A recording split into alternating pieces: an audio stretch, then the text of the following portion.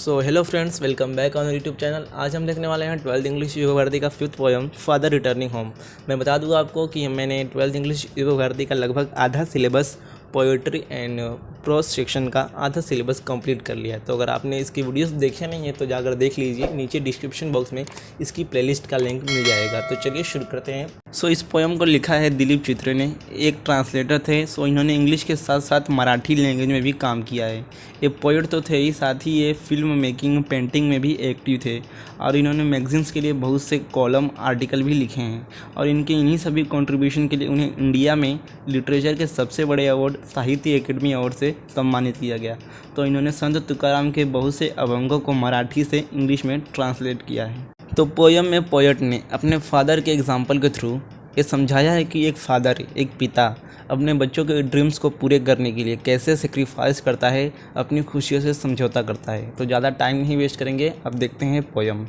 My father travels on the late evening train. तो poet कहते हैं कि मेरे पिताजी देर रात में ट्रेन में सफ़र करते हैं क्योंकि काम के कारण उन्हें देर हो जाती है, घर पर आने में देर हो जाती है। स्टैंडिंग अमॉन्ग साइलेंट कम्यूटर्स इन दी येलो लाइट। तो मेरे पिताजी ट्रेन में कम्यूटर्स यानी लंबी दूरी तक जाने वाले यात्रियों के साथ खड़े हैं और सभी लोग उदास हैं, थके हुए हैं।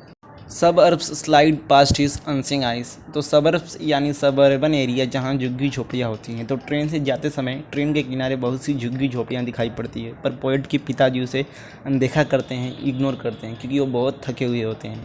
His shirt and pants are soggy and his black raincoat stained with mud and his bag stuffed with books is falling apart। तो पोएट के पिताजी के कपड़े पूरी तरह से भीग चुके हैं और उनका रेनकोट मड यानी मिट्टी से गंदा हो चुका है। तो दोस्तों, इस लाइन से हमें ये पता चलता है कि ये रेनी सीज़न है, बरसात का मौसम है। पोएट के पिताजी के बैग में बहुत सारी बुक्स हैं जो कि गिरने ही वाली हैं। मतलब पोएट के पिताजी थके हुए हैं, काम करते हुए थक चुके हैं, इसलिए उनसे बैग नहीं संभाला जा रहा है, बैग का वजन नहीं संभाला जा रहा है। His eyes dimmed by age fade homeward through the humid monsoon night। तो पोएट बताते हैं कि उनके पिता की आंखें उम्र बढ़ने के साथ ही कमज़ोर हो रही हैं और इस वक्त मानसून की रात चारों तरफ धुंधला सा हो गया है। Now I can see him getting off the train. तो पोएट स्टेशन पर आ चुके हैं और अपने पिता को ट्रेन से नीचे उतरते हुए देख रहे हैं। Like a word drop from a long sentence. तो पोएट को ऐसा लगता है कि वो अपने पिताजी से बहुत लंबे समय के बाद मिल रहे हैं।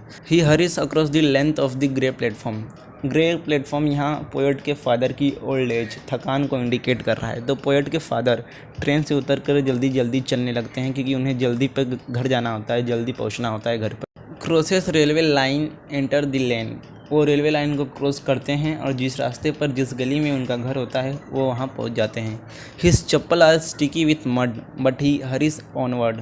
पोएट के पिता की चप्पलों में मिट्टी चिपक चुकी होती हैं, पर वो जल्दी चल रहे होते हैं क्योंकि उन्हें समय पर घर पहुँचना है। Home again I see him drinking weak tea eating a stale chapati reading a book. तो पोएट कहते हैं कि अब उनके पिता घर पर आ चुके हैं और पोएट देखते हैं कि उनके पिता वीक टी यानी ठंडी चाय और स्टेल चपाती यानी एक बासी चपाती खाते हैं, बासी रोटी खाते हैं और बुक पढ़ने लगते हैं।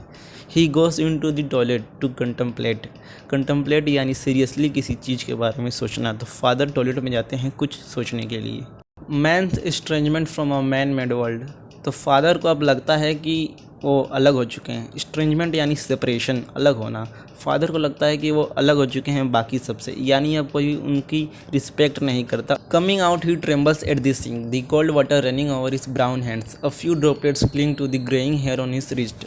अब पिता बाहर आकर अपने हाथ धोने बेसिन में जाते हैं। पानी ठंडा होता है, उनकी कलाई पर पानी की वजह से उनके हाथ के बाल चिपक जाते हैं। तो इन सब एग्जाम्पल देने का मतलब यही है कि पोएट कहना चाहते हैं कि उनके पिता उदास हैं, बहुत सैड हैं। His sullen children have often refused to share jokes and secret with him। तो पिता को अब ऐसा लगता है कि उनके बच्चे अब उनके साथ अच्छे से बिहेव नहीं करते, उनके साथ कंफर्टेबल फील नहीं करते और अब अपनी बातों को अपने पिता के साथ शेयर नहीं करते, उनके साथ बैठकर हंसी मजाक नहीं करते। He will now go to sleep, listening to the static on the radio, dreaming of his ancestor and grandchildren, thinking of nomads entering a subcontinent through a narrow pass। तो पोएट कहते हैं कि अब उनके पिता सोने के लिए जाएंगे और उससे पहले वो रेडियो पर गाने सुनेंगे, अपने पूर्वजों के बारे में, एंसेस्टर यानी पूर्वज, तो पूर्वजों के बारे में सोचेंगे और अपने ग्रैंड चिल्ड्रन, पोतों के बारे में, पोते पोतियों के बारे में सोचेंगे और ये भी सोचेंगे कि नोमैड्स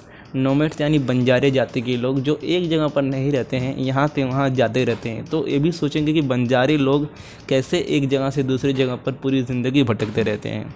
सो ओवरऑल ये पोयम फादर रिटर्निंग होम हमें आज की रियलिटी बताता है कि कैसे एक पिता दिन रात मेहनत करके अपने बच्चों के सपनों को पूरा करता है और उसके बदले में बस वो यही चाहता है कि उसके बच्चे कुछ समय उसके पास बैठकर बातें करें, पर बच्चों के पास तो समय ही नहीं होता है अपनों के लिए। सो यही था पोयम।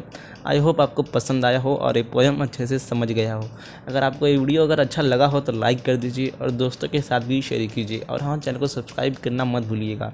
और अगर आपको कुछ भी राय देनी है इस वीडियो के बारे में, कुछ भी सजेशन देना है या कुछ भी पूछना है तो नीचे जाइए और कमेंट कीजिए। आप कमेंट नहीं करते हैं तो मुझे पता नहीं चलता, इसलिए कमेंट ज़रूर कीजिए। तो मिलते हैं अगले वीडियो में, तब तक के लिए थैंक यू फ्रेंड्स।